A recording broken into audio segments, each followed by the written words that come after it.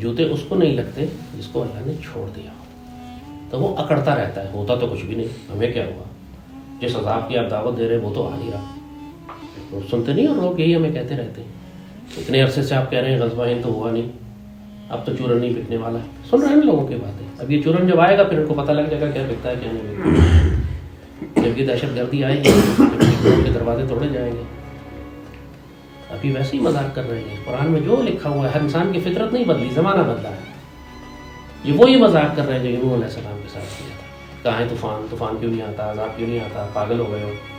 تو مینٹل ہو، دوائی کا وقت ہو گیا تمہاری، یہ سب موسیٰ کی نوح علیہ السلام کو بھی سارے یہی کہتے تھے نا۔ آپ جو ٹویٹر پہ سوشل میڈیا پہ دیکھتے ہیں کہ لوگ ہمارے بارے میں کمنٹ کر رہے ہیں، یہ کمنٹ پہلے بھی کہی گئے، کوئی نئی بات نہیں، پھر اللہ کی جب پکڑ آئی تو کیا ہوا، اللہ کہتا ہے کہ ایک چیخ آئی، صرف ایک آواز آئی، دھماکہ ہوا، ایک ارتھکویک آیا، ایک والکینو پھٹا، ایک پتھر کی بارش ہوئی، ایک اور وہ اپنی جگہوں کے اوپر پڑے رہ گئے۔ اب چاہے بم دھماکہ ہو، چاہے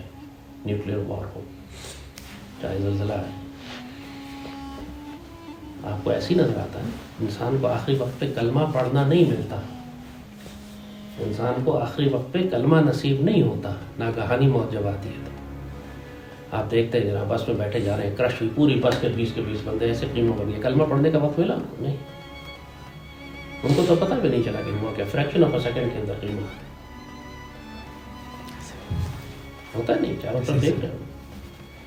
موٹر سائیکل پہ جا رہے ہیں تو ایسا گرتے ہیں کہ ٹکڑے ٹکڑے جسم کی سڑک پہ بکھرے ہیں، جیسے سعودی عرب وغیرہ میں تو تم لوگوں نے بہت دیکھا ہوگا کہ لاشیں کس طرح سڑک پہ بکھری ہوتی ہے، کیونکہ وہ تو ویسے ہی 200 کی اسپیڈ پہ جاتے ہیں، یہاں پہ دیکھو کیا صورت ہے، یہ ناگہانی مصیبتیں ہیں، اللہ سے جہاں کلمہ پڑھنے کا موقع نہ ملے انسان کو پتہ ہی نہ لگے کہ مجھے مارا کس نے، ہوا کیا، اچھا خاصا چلتا ہوا بازار میں جا رہا تھا، دھماکہ ہوا، جسم کے چیچڑے ایسے اڑ گئے کہ پتہ ہی نہیں لگا کہ جسم گیا کہ بندہ ہی غائب ہو گیا، یہ ناگہانی مصیبتیں ہیں، ان سے سید رسول اللہ نے بڑوں نے پناہ مانگی اللہ سے، اور یہ تمہاری بدعمالیوں کا نتیجہ بھی ہوتا ہے،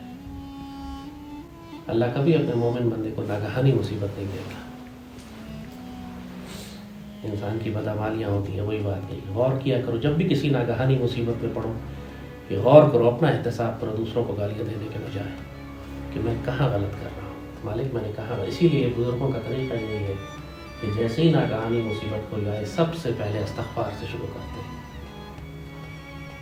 تو اب استغفار مالک مجھ سے غلطی ہوئی، کیا کیا